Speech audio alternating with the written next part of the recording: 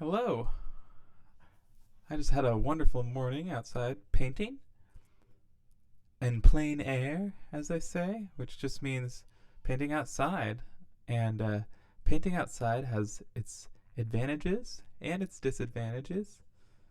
Its main advantage being that you can see all the colors around you and can feel the air, and you just get it's really inspiring and really nice to just be outside. Some of the disadvantages might be that dust or dirt can get on your painting, possibly. Um, it's also a little bit hard to set up and clean up after yourself. Um, and you have to deal with people looking at your painting, as you'll see maybe in the later pictures. Uh, I'm right next to the sidewalk here. Um, so if you can just block all that out, it's a lovely thing to do. And it was a great morning. So without further ado, I'm gonna show you through my process here. Um, let's see. First, this is my view right where I was painting. First, I sketched out my composition.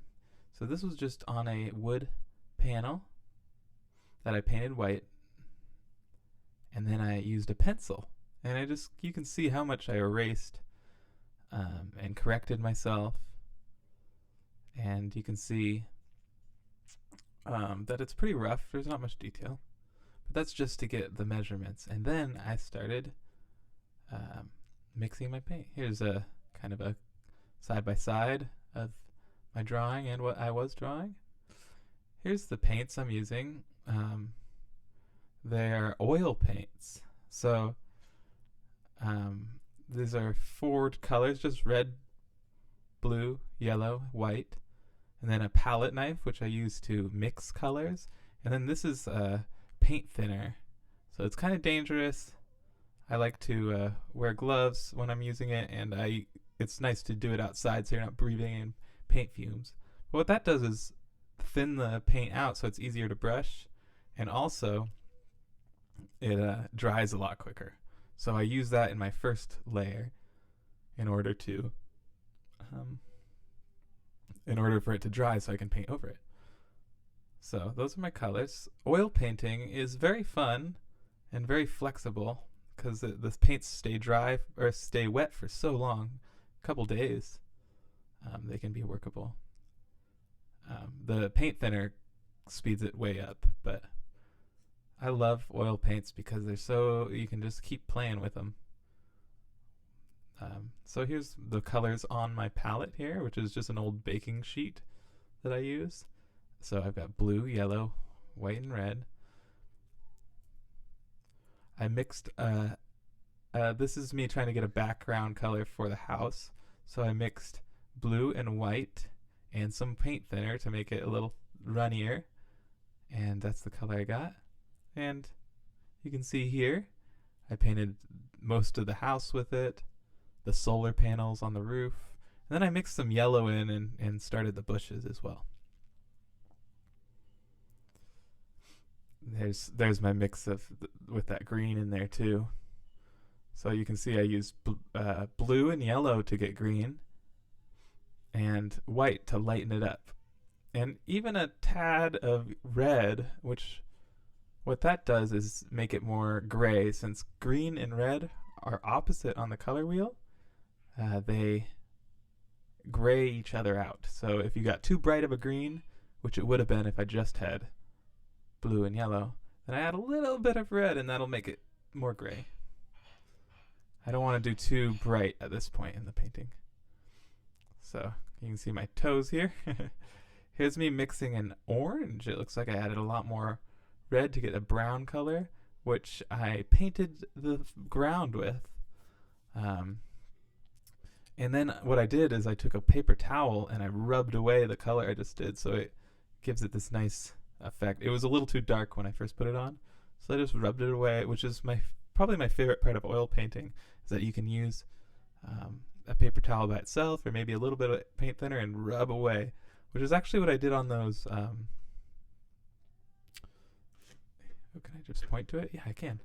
What I did on these highlights here for the bush, that is a paper towel, and all down here, wipe away with a paper towel. Really nice. You can do that while with watercolors while it's still wet, and to a certain extent you can with acrylics, though it gets messy. So can't really. Speaking of messy, my palette quickly gets messy. Here's some tan colors I was mixing, which I kind of lightly put over the ground, and started some of these pots and this little box. I even did a red stick here, which I end up going over, but yeah, just little accents here and there. Here's my palette with the painting. Alright, this was kind of a jump. I got really into my painting for a while and forgot to take some pictures. But basically what I did here is add black, which I made by mixing blue and red. I mixed them till I got a really dark purple, then just a hair of yellow to gray it out. So you can see a little bit of purple here, and it's a little bit more red here. Probably added the yellow before I did this next window. And then what I did with a really kind of old, nasty brush, I should have used a nicer, sharper brush, but since I used a nasty old brush, all my edges became kind of scribbly. So I decided, you know what, I'm just going to run with it and do everything a little bit scribbly, because it's a little windy out, and maybe that's what I want to show. I want to show a little bit of windy, and this is art after all. So here's the painting in front of my house. You can see I think I did a pretty good job with the color of the house, but there's some stuff to go. That was this is all very thin paint I used for this whole process so far. So that's a lot of paint thinner. It means it dries faster. It's not very creamy. It's more liquidy, and it just goes on really easy. But then I took maybe a 10-15 minute break, took care of the girls, and then I started using this mixed in with my paint. So it's the same paint, but I started mixing in this medium. Also sort of dangerous to breathe in, so it's nice to do it outside. But you mix that with the paint, and that just makes it more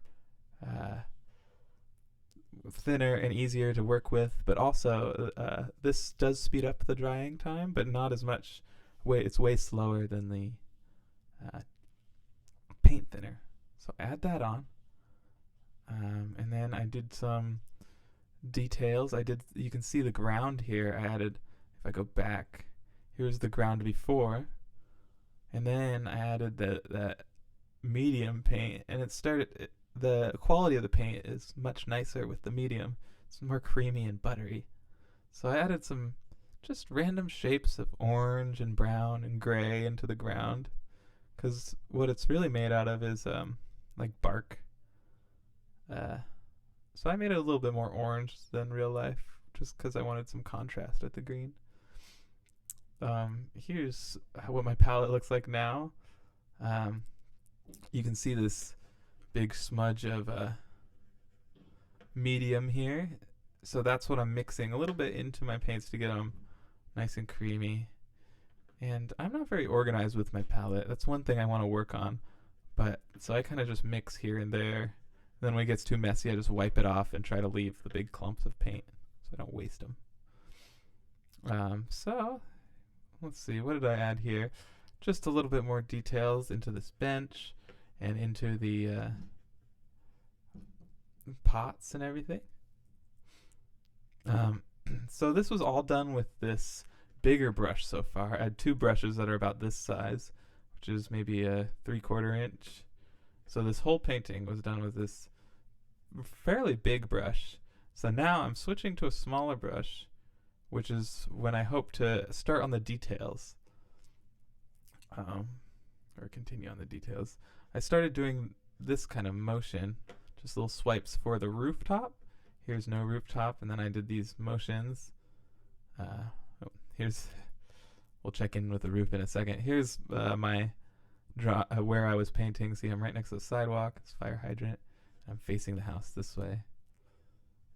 Just like that. That's me facing the house. You can sort of see the roof that I did on here, but I'll zoom in a second. I think with painting, sometimes not trying to get the exact details you see. Here's Olive swinging. Not trying to get the exact details you see, but trying to get the same effect. So I'm not going to draw each leaf when I draw a part of the tree. I'm going to just draw the colors I see in generally the same shape. And as I get better at my brush, that'll look more and more realistic. So here, I think, yeah, this is where I left it today. So this is about probably 2 hours of work, or an hour and a half maybe. But you can see that roof pattern. I got a nicer blue on these solar panels. I started this dark open door into the garage, and these curtains that Ginger has wrapped up, the bench. And I think this is a great start to a painting that I'm really looking forward to continuing in part 2. So here's a couple more pictures. Here's the comparison. Actually, that's the last one. So yeah, that's part 1. I hope to get at this a little bit more today. If not today, tomorrow morning I'll go back out and try to sit in the same spot and get a lot more detail in it, and hopefully by the end of next video have a finished little piece.